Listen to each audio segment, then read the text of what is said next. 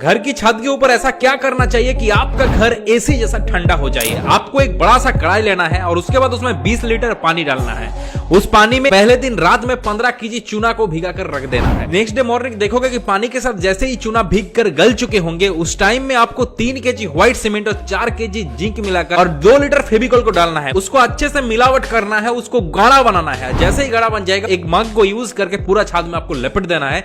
छाद आपका व्हाइट जैसा लेयर बन जाएगा। उसके बाद 2 घंटे के बाद ही देखना कि आपका घर एसी जैसा ठंडा होने लगेंगे इस गर्मी में।